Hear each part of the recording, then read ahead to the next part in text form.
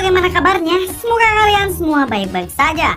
Kembali lagi dengan saya Bray. Kali ini saya akan menceritakan film dengan judul Bagaimana alur ceritanya? Mari kita saksikan sampai selesai. Berkisah tentang Mei, seorang gadis belia nan cantik yang hidup di suatu pedesaan di sebuah wilayah di Vietnam pada awal abad ke-19. Saat itu Vietnam masih sangat memegang teguh adat istiadat dan tradisi mereka, salah satunya yaitu pernikahan di bawah umur.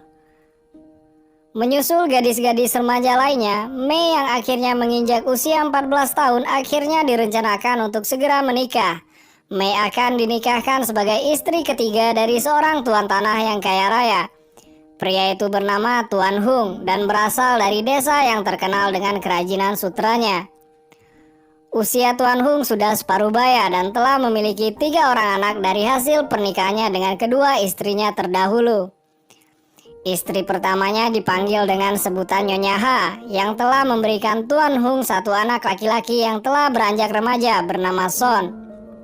Sedangkan istri keduanya yaitu Huan telah memberikan Tuan Hung 2 orang anak perempuan yang masih kecil. Dengan menaiki sebuah perahu, Mei ditemani dengan keluarganya pergi menuju kediaman Tuan Hung untuk menghadiri pesta pernikahannya. Pada malam harinya, pesta pernikahan Mei dan Tuan Hung yang cukup mewah berjalan dengan lancar dan meriah. Mei terlihat gugup sepanjang malam pengantin mereka, maklumlah masih pemula. Hingga akhirnya Mei pun resmi menjadi seorang istri dari Tuan Hung dan telah berubah menjadi wanita dewasa sepenuhnya. Pada saat makan malam di hari-hari berikutnya, Nyonya Ha mengumumkan di depan seluruh anggota keluarga Tuan Hung bahwa Son putranya sudah cukup umur untuk menikah dan harus segera dicarikan calon istri yang pantas untuknya. Son yang mendengar ucapan ibunya tampak terkejut, begitu pula dengan Huan, ibu tirinya. Pada keesokan harinya, Mei terlihat asik berbincang-bincang dengan Bibi Lu.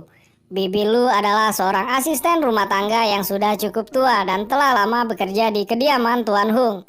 Bibi Lu mengatakan jika Huan, sang istri kedua, belum sah menjadi bagian dari keluarga Tuan Hung atau yang disebut dengan julukan Nyonya Rumah.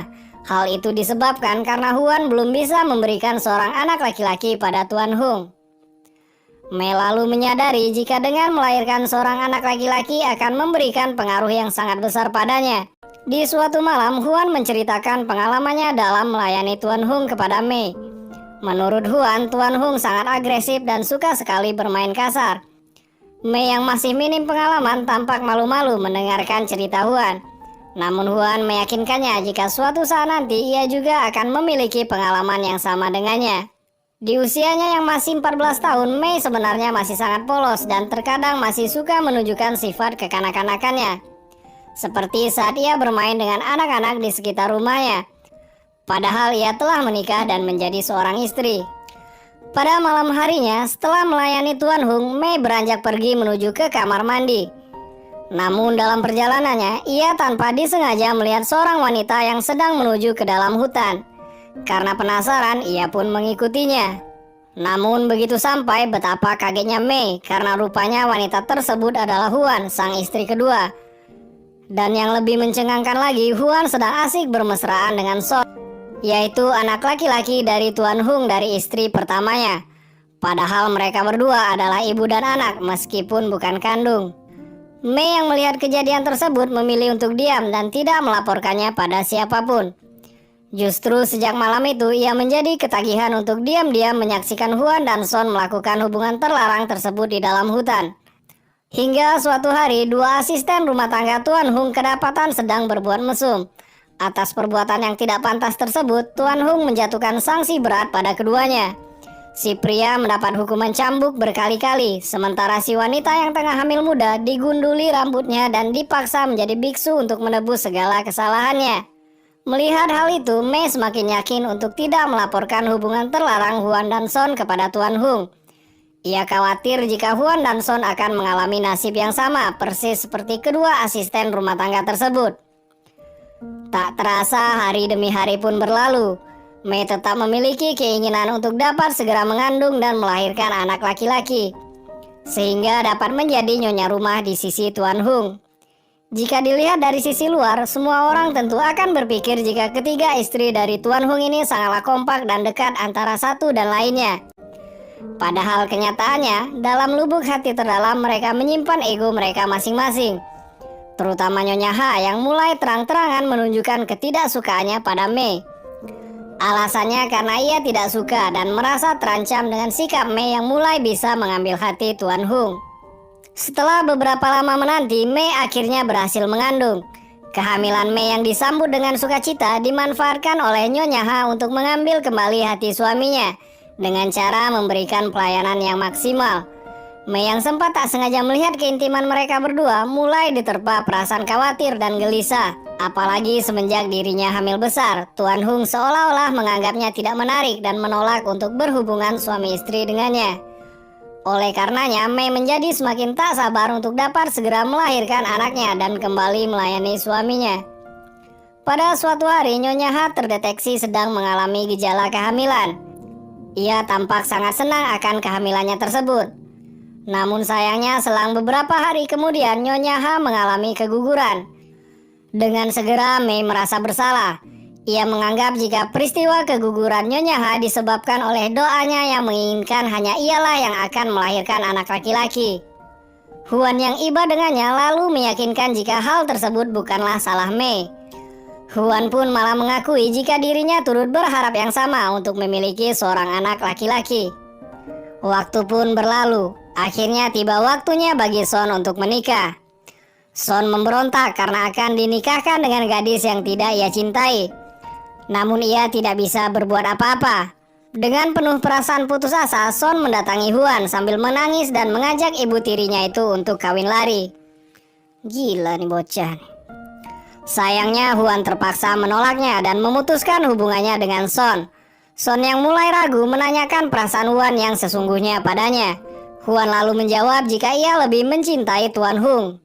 Son semakin kecewa dan merasa hatinya hancur. Waduh. Tak lama pesta pernikahan sederhana antara Son dan Win pun digelar. Win yang seumuran dengan Mei telah resmi menjadi istri Son. Ia dengan sabar menanti kedatangan suaminya di malam pertama mereka.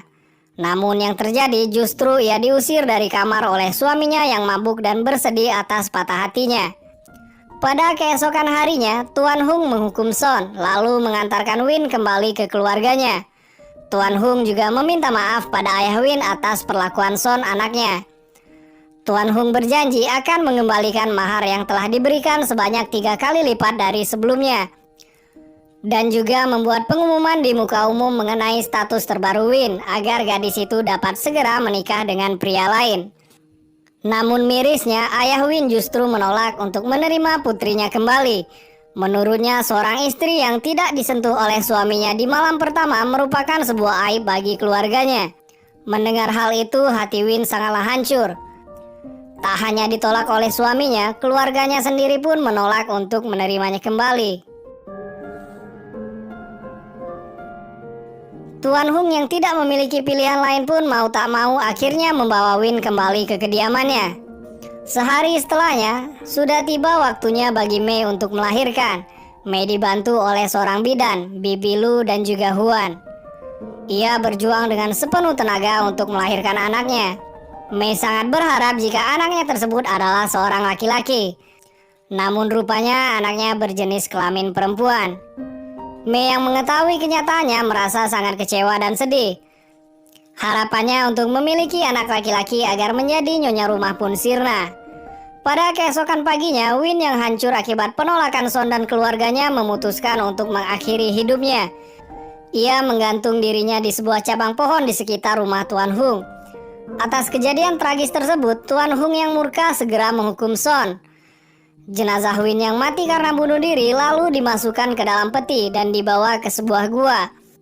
Ritual tersebut terdapat dalam prosesi pemakamannya sebagai penghapusan dosa dan agar dijauhkan dari kesialan. Sementara itu, Mei yang tak bisa menyembunyikan kekecewaannya merasa jika dirinya gagal menjadi seorang wanita dan istri bagi Tuan Hung. Ia terus menangis dan terlihat kewalahan mengurus bayi perempuannya. Ia berjalan tak tentu arah entah kemana tujuannya. Saat sedang beristirahat, tanpa sengaja Mei melihat sebuah tanaman beracun dan juga berbahaya. Dalam benaknya terpikir olehnya untuk meracuni putrinya sendiri. Di akhir cerita, salah seorang anak perempuan dari Huan yang beranjak remaja terlihat memotong rambut panjangnya dengan menggunakan gunting, yang mana pada saat itu dilarang dan dianggap tidak etis. Gadis itu sengaja melakukannya untuk menyampaikan maksudnya yang menolak atau memberontak akan kepatuhan pada aturan dan norma-norma yang ada. Ia bahkan menyatakan keinginannya untuk menjadi seorang pria yang memiliki banyak istri. Dan film pun berakhir.